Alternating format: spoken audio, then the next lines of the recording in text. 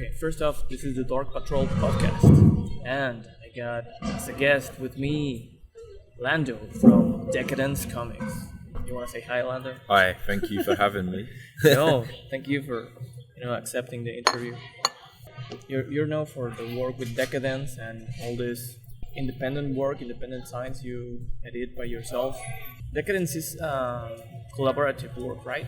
Yes, it is, yeah. It originally started as an anthology that me and Staffis Semblidis started to produce or edit together. We would draw a story and then invite other artists as well. And we've been doing that for a very long time. We started using the name Decadence as an imprint to publish our own designs and comics as well. Which has maybe taken over a bit, but we still try and do an anthology every 2 years or so. So we've done 11 issues of the anthology. Yeah, that's how I met the project through Apollo, actually, the one where he appeared and he promoted. So that was the first time I heard Decadence. Okay. I mean, it was just here until Wow We Sunk that I saw all the rest of your work. It's overwhelming and amazing. It's beautiful. It reminds me a lot of Moebius and stuff. It really has, I don't know, that whole fantasy sci-fi thing going on, and I think it's really awesome. Thank you. So yeah, was there a particular point in your life when you were like, this is what I want to do my whole life. I want to do drawings. Yeah, I think I've always been set on drawing. At one stage I was more focused towards animation and film, which is something Staffis is still very much set in. But I kind of around 2008, 2009, I stopped working in animation so much. I made a music video in 2011, but I pretty much stopped animation entirely because I much prefer comics. I just realized from making zines that comics is like my favorite way of doing things. It's a bit less labor intensive as the kind of mechanical process of animating 2D drawings, like frame by frame. Yeah. I just found like you needed less of a budget and maybe slightly less time to make like a comic. And I just really like you just need paper and a little bit of time and you can make a comic. Yeah, I was talking yesterday with these guys from Colombia, and they mentioned how animation kind of enslaves you a bit, right? Yeah, it enslaves you, but it also, if you want to direct animation, you need to be a bit bossy and a bit ambitious, and take certain skills, which people like Miyazaki who do amazing shit, but you have to have a certain kind of personality and drive to do that. And I don't know, maybe I could do it, but it's not necessarily something that interests me, like managing people. Yeah, that's the thing. It becomes much more collaborative. Exactly, yeah. And when I was doing animation, I wasn't doing that at all. I was completely isolated.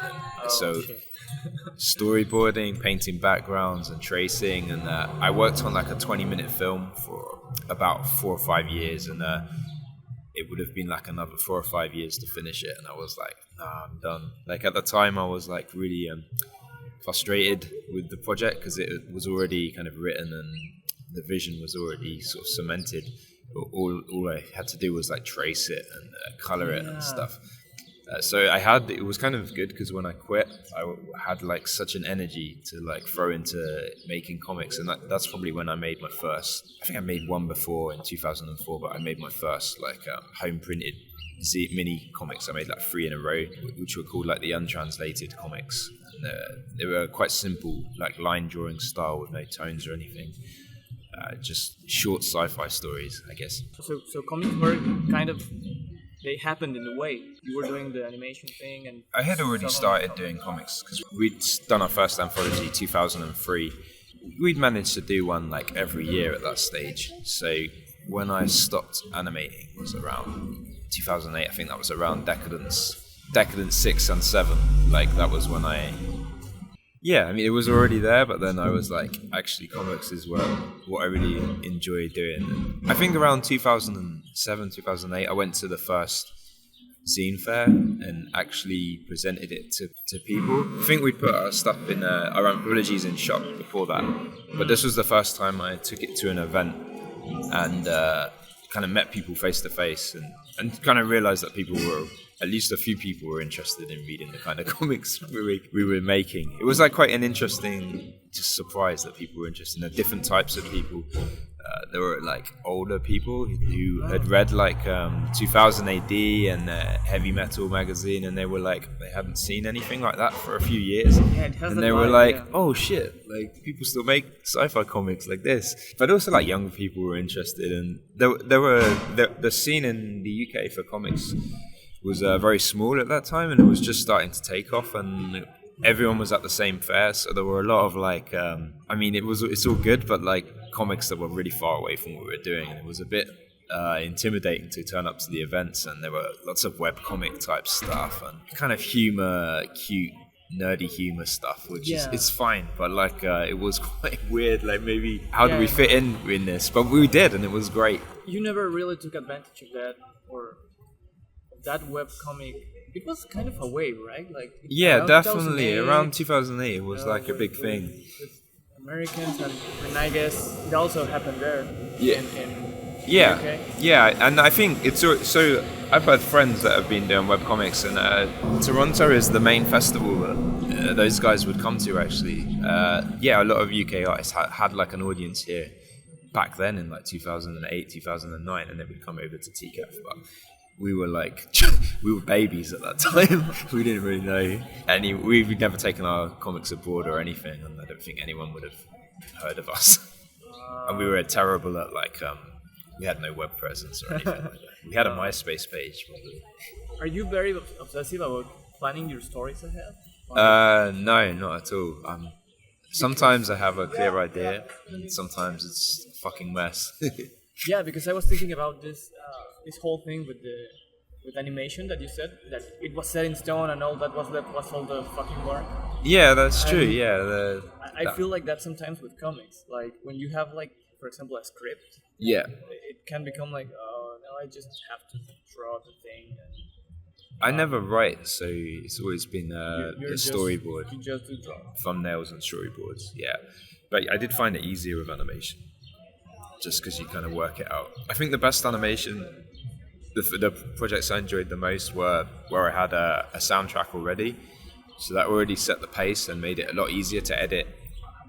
And you kind of it's like a structure to make the story, whereas you don't have that in a comic. And some of the animation I made where you didn't have that, it becomes a bit harder, I think.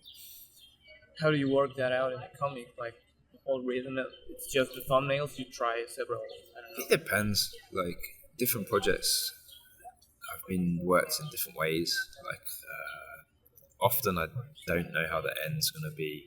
Maybe I have like a few visual ideas for certain moments in the story, and I build it around that, or like I figure out like the ecology of the story, or the setting, or I want to use the architecture in a certain, or just show the architecture. So the architecture is like a character, and you build the story around that character, kind of thing.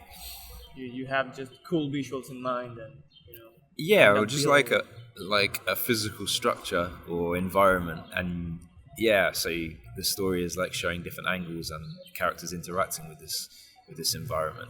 I guess it's self-explanatory how you arrived to self-publishing, but why choosing self-publishing? Because your work to me seems very, like something big publishers would be interested in. I don't know, it seems really polished and beautiful. And, why do you choose self-publishing? When we started, there wasn't many publishers in the UK, especially like Breakdown Press, who now collects both of our older work. Like they've only existed in the past like 5 years, and it all kind of, the UK comic scene really kind of began around, or had its kind of rebirth around 2007, 2008. A few publishers started to emerge, but at that time I think I read like a submissions guidelines for maybe 2000 AD or something like that. It might have been Heavy Metal magazine, and it was like, it didn't interest me at all. It sounded so formulaic and limiting. It was, I don't know, I just like was already making the anthology, and it just makes sense to just make it ourselves. Keep like, doing it, yeah. I found it really exciting that we could just print shit at home and take it to a fair or put it in a shop ourselves. Like, we didn't need anyone else. Being English and everything, the whole punk tradition is from there. Do you feel connected to that in any way? I mean, through science, or it's something you don't really think about? No, definitely. I think when me and Staffis met, and we were students at the time in London, and we had like many discussions about comics and science fiction and film and stuff, but also about politics. And at the time, it was 2003. It was like the invasion of Iraq. And Staffis is from Greece. I'm from England, and around that time, it was like the Easter vacation, and I visited Greece with Staffis, and it was like a really interesting time because people in Athens were like talking about the Iraq situation, and it was completely different from England, where people were a bit more like, there was a movement against the war, but people were a bit like, there's nothing we can do, the government's decided. When we went to Athens, people were like asking me, like, what's your opinion on it? Like, what's going on with England? And like, I don't know, I've just found it really interesting. I was against the war from day one, but like, to hear like people, like, I don't know, like the way they were questioning it was like, made me realize like how, I don't know, like there wasn't any empathy in the UK at the time, and, or just like an abstraction, like it didn't really affect them, so they didn't care. And I don't know, it was really interesting, and the discussions we had at that time, and I don't know, we wanted our work to be somehow political in these ways, and thinking about these kind of issues, environmentalism, like militarism, nationalism, all these kind of problems that we're facing at the moment, and technology and stuff like that. Yeah, and I mean, I think do-it-yourself work kind of speaks by itself in that regard, right? Choosing just to not be searching for the big publishers or whatever, and just being able to do it yourself, distribute it yourself. I don't know. Also, like lots of the events, we were going to comics events, but also like zine fairs, and I think the London ones were really good, and some of the other ones that emerged after, like one of the really good ones was like the London Zine Symposium, which was very like punk activist kind of vibe to it, and that was a really exciting event, and kind of there weren't so many comics there, but there were lots of other like radical zines and stuff, and it was quite an interesting like exchange, like really interesting to see people like pushing just doing different things with zines rather than just comics. There were all kinds of stuff there. Yeah, I guess that's another thing I really appreciate of the science scene. Like, yeah, when you're doing comics, like this thing you mentioned about, beautiful characters and funny, and it can become very uniform. Like, of course. They all have kind of this Disney-ish look to them. I don't know. I mean, because people has those kind of influences in mind, and I don't know, when you have science, you are confronted with stuff that you may not see any other way, right? Like, I don't know, sometimes like a visual attack. That's what I felt. I told Abraham with his work. Sometimes it's like he wants you to feel, I don't know, squishy.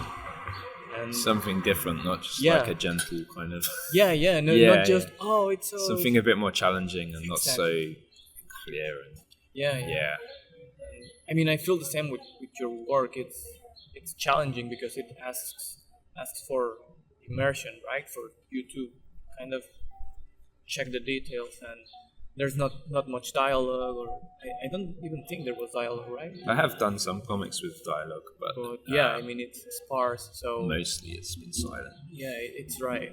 Is self-publishing, you actually live off of just doing your comics? Your self-published stuff? Pretty much. Like I do some illustrations for bands and stuff, Oh. and I run like the Decadence website, so I do like the distribution and stuff like that. So I send comics to shops and to individual people from the internet.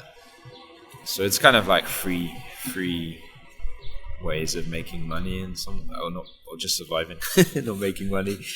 Yeah, so I spend like maybe a third of my time drawing comics, where I'd like to spend a lot more time, but that's how it is. Yeah, I mean, it has to be.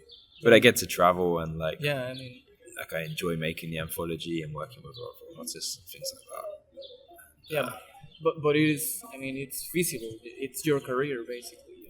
Doing Yeah, this. pretty much. Because I mean, it's unheard of in Mexico, really. Like I only know Abraham and Ines kind of make a living out of it, Yeah, and that's it.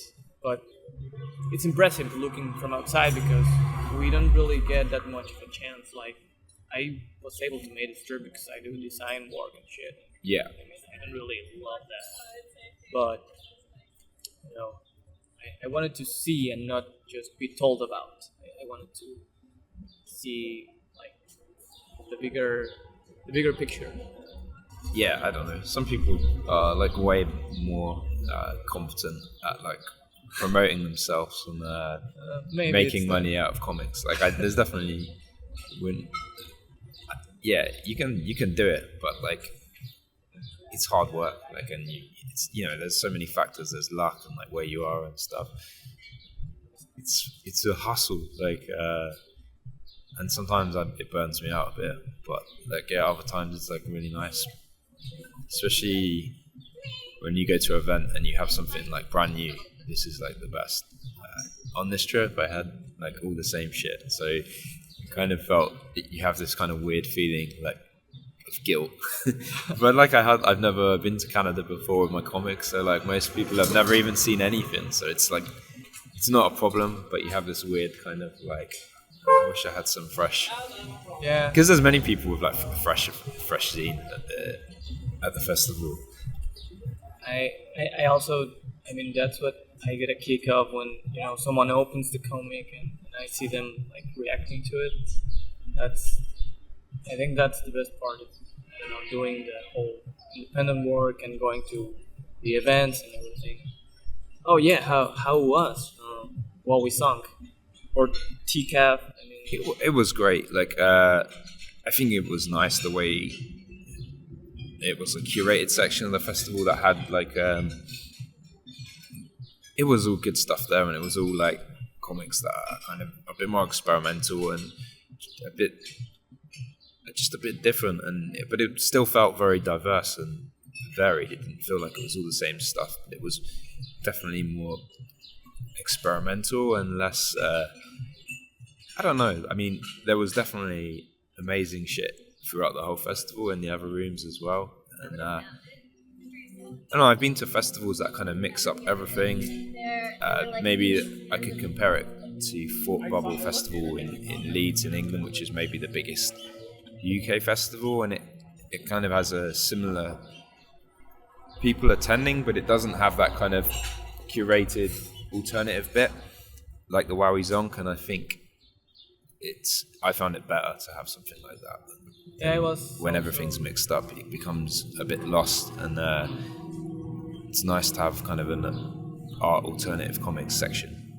You weren't there for a while. Yeah, Sunday I kept abandoning my post because I wanted to look around as well. Yeah, that's it. You want to look around. And it was so big, like I didn't even see all of it, but yeah. I had to restrain myself, man, because Same. I wanted everything. Like, it's like no. Oh yeah, what's the deal with all the lizards and stuff in Decadence? I knew this question would come up. I don't know, kind of Staffis used a lizard character in one of his comics. Maybe that was the first one around 2009. I think the story is called Proto Consciousness, and an astronaut goes to a planet, a hostile planet, like very far away, and explores and eventually sort of has some kind of trip, and something similar to what people they see from DMT, and meeting some kind of entity, and he used the lizard to symbolize this entity, and he was also interested in the ideas of the third eye that certain species of lizards still have the third eye, and humans at one point, through evolution, the third eye sort of closed up, but we still kind of have it, sort of covered under the skull. But no, it's just interesting to mix of these ideas of evolution and the third eye and the third way of seeing and stuff.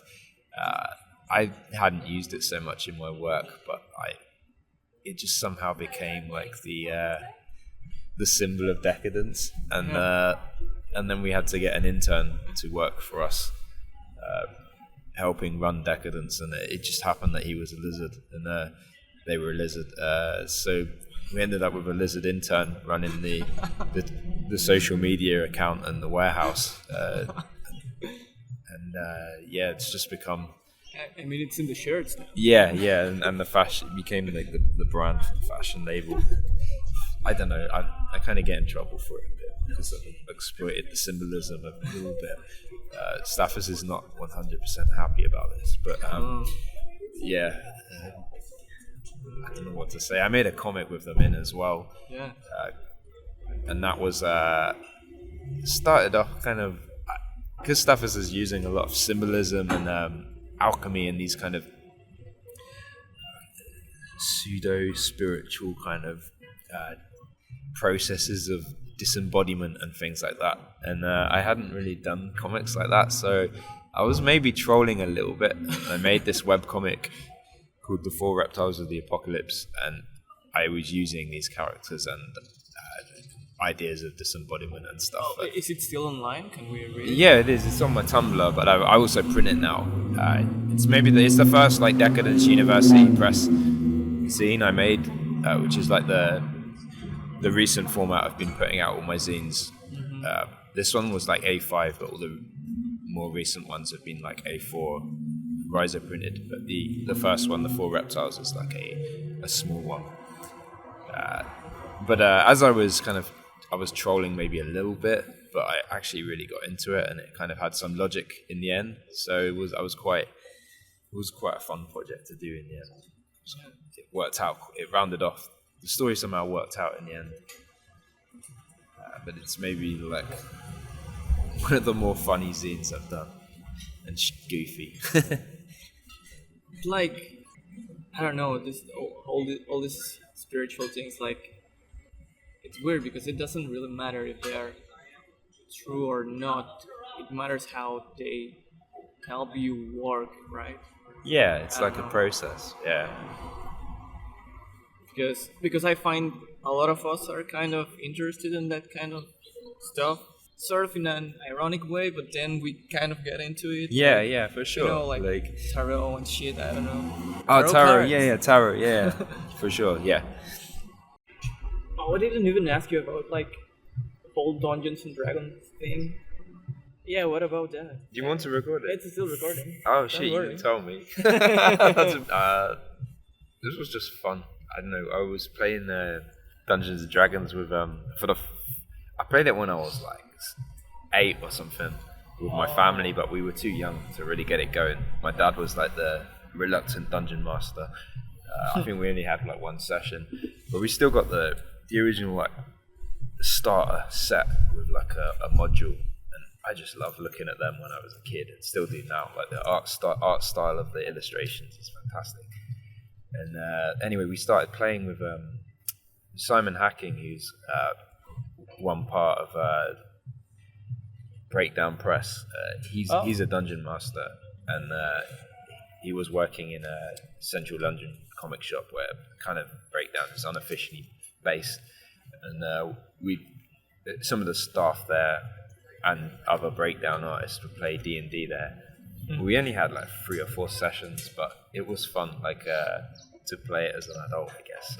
And I would draw like while we were playing, and I made a few sketches, and like, of course, my character was a lizard. So it was fun to have like a lizard person sort of in these old school sort of D&D settings, like fighting goblins or skeletons or whatever. And I was just also enjoyed drawing goblins. And Leon Sadler was playing for maybe a session or two, and his character was like a goblin thief or something. And I don't know, it was just fun to like play with people that are into the same kind of comics and stuff. And yeah, I ended up just having enough drawings to kind of make a zine last year. Yeah. Some people are not so keen, and it's a bit more fun and playful than the usual shit I do, but I got into it. I quite enjoyed like writing little captions about each drawing, because I don't usually write, so I kind of presented it like it was an issue of National Geographic or something, just like a little caption saying like, this is a hobgoblin selling stuff at a local market. Just trying to build a subtle backstory rather than the usual like a cliche, like, oh, the goblins are evil, and like maybe present them as having been a bit more like having their own like structure of society and like markets and stuff like that.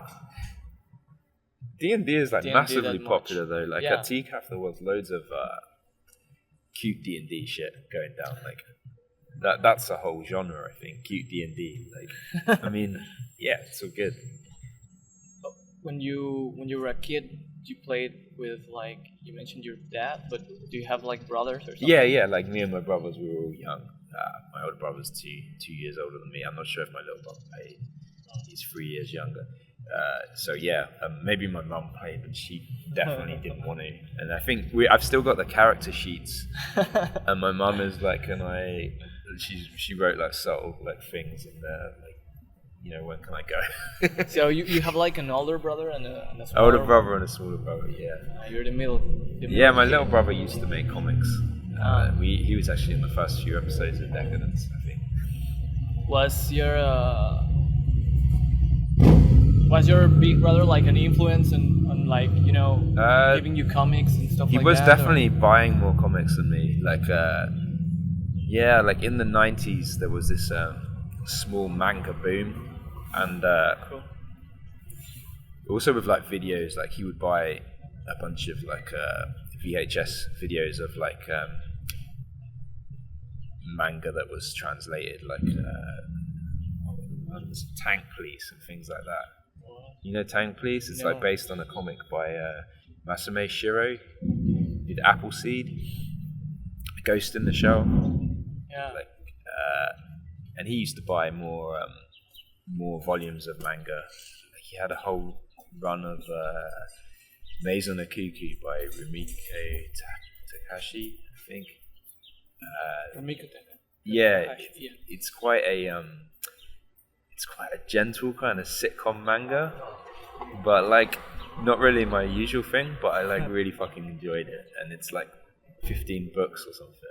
Cool. So it was nice to read, to have sort of, my brother had like a full like manga like that to read, because you don't get that many of them translated, and especially in the 90s and available in the UK. Yeah, I gradually picked up on my own like the few translated things I could, like Akira. And Akira was serialized in a magazine sort of around the same time. Like, cool. In the mid 90s, and that was fantastic, because each month there would be an installment of about 20 or 30 pages of Akira, and I was just like hooked. Like, every month I was like, it was still quite hard to find. I had to go to certain bigger towns to find it in the newsagents, but like I was so hyped to read it, like, and see how the story ended, because it was epic. But at that time I didn't have the beginning of the story. I'd seen the film, but I hadn't read the first, like, I don't know, 8 parts or whatever. So it was quite weird. But still, like, when I finally got the book with the first part or the second part, I was like hyped to finally read it all. You got all of those collected? Yeah, now I have them. Yeah. Cool. I've got like part 1. They only released it in the UK, like the first part in full color, because it had been recolored by someone for the American market. But I don't even like it, man. I prefer it black and white. Yeah, black and white. But I never picked up so I have like the rest of it in black and white. But I never picked up the first volume in black and white in English, and I never bothered. And then I went to Japan and saw in like the secondhand bookshop part 1, black and white, same format but like in Japanese. So I've got that. So I've got part 1 and 2 in Japanese. Yeah, I've got it in English in color and in black and white in Japanese. Maybe one day I'll get it in English. You get English black and white. Yeah. I think I got enough for now. I mean, I asked about your brother because I found out with a lot of us, at least, I mean, I don't know, we all have like this influence of someone a bit older, you know, some... I'm trying to think. I think don't know. The thing that comes to mind is, well, my brother's like a gamer. So he was always playing we had like a family shared computer, like a Commodore 64, then we had like an Amiga, and he would be like learning to program, and that's what he does now. He's like a coder. Oh, cool. So that was kind of, I don't know, I don't think it really works like this, but I like to think like I wasn't allowed on the computer because he was hogging it all the time, so I was just drawing. So in that way he had the influence. Well, but I mean, yeah, maybe it was in a way an influence. Something like that. Because I mean, to me, I mean, it's kind of, my father had this younger brother that he was into comics, and he was like, he had the manga collection and VHS, and he had the everything, right? Yeah. His room was just floor to ceiling filled with shit, with awesome shit for a kid, right? And I mean, Abraham also told me about, like, he had a what was it, an aunt also, that, I mean, she was punk and she was a lesbian, and like she left all this, you know, this legacy to him, basically. Yeah. Like, of comics and of video games and of being the bad kid or whatever. I don't think I didn't come across any self-published zine stuff until way later. I think the first thing I came across was when I went to New York on a trip when I was studying illustration, and went to a graffiti shop called Writer's Bench. I don't think it exists anymore, but I just bought like a paint pen there, and they gave me like a free zine, and it was just like entirely pictures of freight trains and a few walls of pieces of graffiti, but it was all cut and paste together. The cover, and a couple of pages inside with Like with collage colour. or something? Yeah, Cool. yeah. And it had like a few drawings, and some of the graffiti writers in there were like up and coming. There was one guy from San Francisco called Twist who drew these weird characters with kind of droopy faces, and there was a couple of drawings that had been pasted in there as well. And I was like obsessed with this thing because it was such a nice fat little zine, and I'd never seen anything like it before. And I think that was maybe the first zine I came across, other than like, cool. yeah, like properly published comics or magazines or whatever. Give us some recommendations from the UK, maybe comics and science, or both, or I don't know, things we should check out.